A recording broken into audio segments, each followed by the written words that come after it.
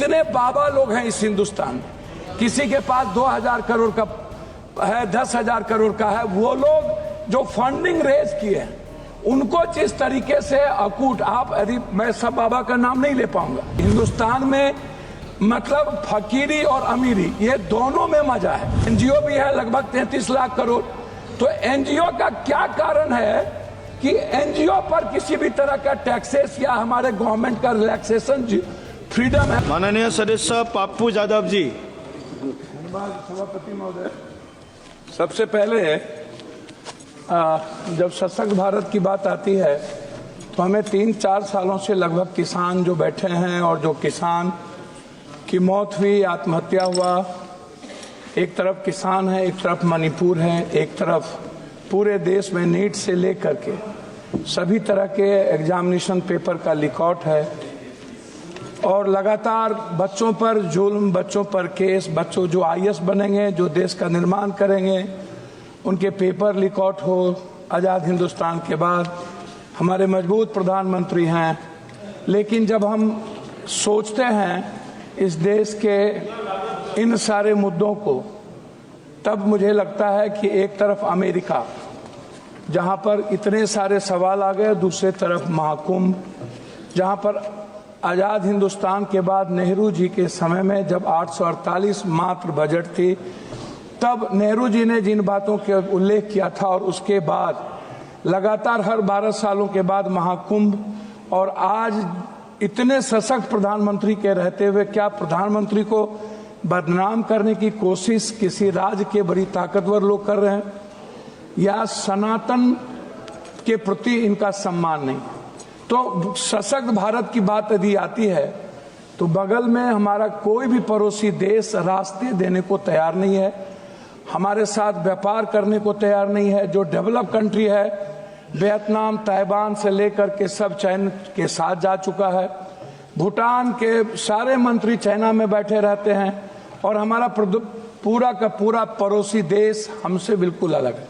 मैं याद दिलाऊंगा 2-3 million people living India every year, 8 lakh के लगभग जब हमारे इतने सशक्त और 11 बार बजट पेश हुआ तो 8 से 9 लाख लगभग professional like CA under threats of agencies possible brain draining. मैं नो रिलैक्सेशन और tax reason more than 30% people ITR in old scheme discouraging investment and saving. आप जब देखेंगे मानवर, मैं 3 लाख सबसे ज्यादा कर्ज आप उठा करके देखिए कि इस भारत पे लगभग 2024 में भारत पर विदेशी कर्ज 711.8 अरब डॉलर, मतलब 1,96 लगभग करोड़ का हम पर कर्ज है। जो यह कर्ज क्या भारत चुका सकता है? तो मेरा आग्रह सभापति महोदय आपसे है, इस हिंदुस्तान में 3 चीज पर कभी भी मूल्यांकन नहीं हुआ। एक है जितने मंदिर, गुरुद्वारे, चर्च, मस्जिद हैं, हम एक मंदिर की बात करें, गुरुद्वारा और चर्च और मस्जिद की बात छोड़ दें तो 3.5 से 4 लाख करोड़ रुपया मंदिर में डिपॉजिट है। गुरुद्वारे अलग है, अन्य मंदिर अलग है, अन्य चीज अलग है। क्या हम उस पैसे पर जो जिस कर्ज है आज, क्या हमारा वित्त मंत्री उस पैसे पर कोई निगरानी नहीं रखता? क्या उस पर कोई टैक्सेस की बात नहीं आती? 2 दिन का खाना खिला करके क्या हम उसको पूरी फ्रीडम दे देंगे? दूसरी तरफ जितने बाबा लोग हैं इस हिंदुस्तान में, किसी के पास 2000 करोड़ का है, 10,000 करोड़ का है, वो लोग जो फंडिंग रेज किए हैं उनको जिस तरीके से अकूट, आप यदि मैं सब बाबा का नाम नहीं ले पाऊंगा, क्योंकि सभापति महोदय आप भी समझते हैं कि हिंदुस्तान में मतलब फकीरी और अमीरी ये दोनों में मजा है। और जिस तरीके से बाबा लोगों ने इस देश को एनजीओ के माध्यम से, एनजीओ भी है लगभग 33 लाख करोड़, तो एनजीओ का क्या कारण है कि एनजीओ पर किसी भी तरह का टैक्सेस या हमारे गवर्नमेंट का रिलैक्सेशन फ्रीडम है जिस तरीके से उसको लूटने की, उस पर हमारा अंकुश नहीं है। दूसरा है CSR फंड। CSR फंड, आप बड़ी बड़ी जो कंपनियां हैं, बड़े बड़े जो हमारे ही सरकारी कंपनियां हैं, वो सीएसआर फंड क्या करती है सभापति महोदय, वो कहां लगाता है, किसको देता है, किस एमपी के क्षेत्र में, बात करके अध्यक्ष सभापति महोदय बात तो करने दिया। हम इतना 9 बार तब बेकार, मेरा कुछ नहीं कहना अध्यक्ष महोदय। नोटबंदी के बाद आप उठा के देखिए 16.99 लाख करोड़ डिमोटाइजेशन का मामला था, और उसके पहले 35.99 लाख करोड़ का था, आज भी 35.99 लाख करोड़ का है। कितने लोग मरे यदि आप घंटी बजा दिए हैं तो मैं बोल नहीं पाऊंगा। मेरा सिर्फ रिक्वेस्ट आपसे इतने है अध्यक्ष महोदय, मैं सब कुछ रख देता हूं, मैं आता हूं हेल्थ और एजुकेशन पे, मैं वहां रख दूं, ठीक है। मैं आता हूं हेल्थ और एजुकेशन पर अध्यक्ष महोदय आपसे, हमें आप एक बात बताइए कि इस बजट में हेल्थ पर अल्ट्रासाउंड, सीटी स्कैन, एमआरआई या मिडिल क्लासेस के लिए आप यदि सभी पर जीएसटी 28% जीएसटी लगभग सीमेंट पर, आप एजुकेशन पर पूरा जीएसटी लगाए हुए हैं, पेंसिल पर, कलम पर, दवात पर, किताब पर, बच्चे पढ़ पाएंगे अध्यक्ष महोदय।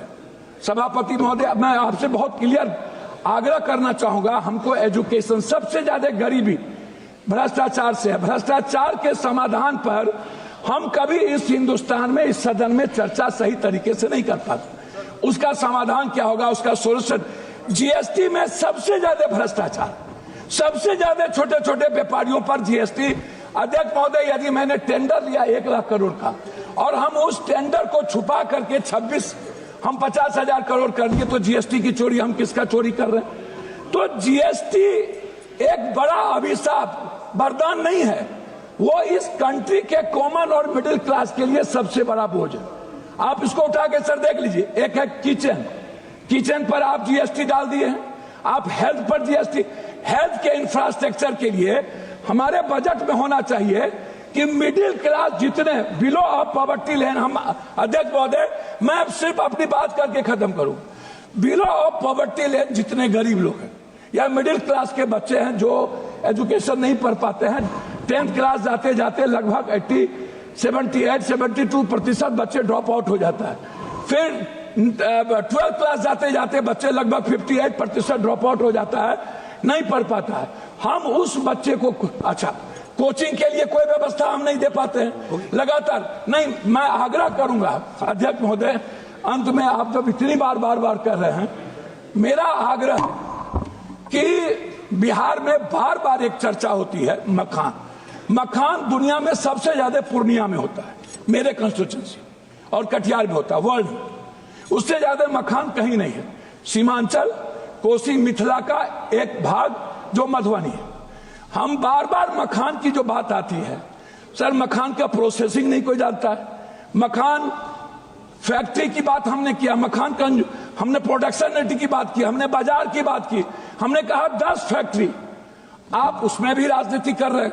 हम कोसी की बात नहीं करते हैं सर, 3 हिस्सा नदी से जुड़ा हुआ है। मैं लास्ट कर रहा हूं अध्यक्ष महोदय, भीमनगर बैरेज हो या फरक्का बैरेज, हम गंगा है, कमला है, महानंदा एक्सप्रेसवे है, गंडक है, 3 हिस्सा बाढ़ से हम प्रभावित हैं। आप कोसी केनाल हर बजट में लाते हैं, हर बजट में एक ही बात को कहते हैं। अध्यक्ष महोदय लास्ट कर रहा हूं, अध्यक्ष महोदय 1 मिनट में लास्ट कर रहा हूं, 1 मिनट। अध्यक्ष महोदय, मैं अंत में आपसे ये बात कहना चाहूंगा, हाई डैम बहुत महत्वपूर्ण है। दूसरी बात कहूंगा कि स्मार्ट सिटी, पूर्णिया के बारे में थी, कटिहार की चर्चा थी, आ रहा हूं अध्यक्ष महोदय। तीसरी तरफ है हमारा, मेरी बात सर सुन लीजिए, मेट्रो। अध्यक्ष जी लास्ट कर रहा हूं, मेट्रो में पूर्णिया, कटिहार जो हमारा इलाका है कितना महत्वपूर्ण है। लास्ट कर रहा हूं अध्यक्ष जी, बस लास्ट कर रहा हूं। Honorable member Shri K. Francis George ji. अध्यक्ष जी लास्ट आधा मिनट में। Honorable member K. Francis George ji. आधा minute. Please be seated. Please be. आप बैठिए। हो गया आपका, हो गया, बहुत बड़ा।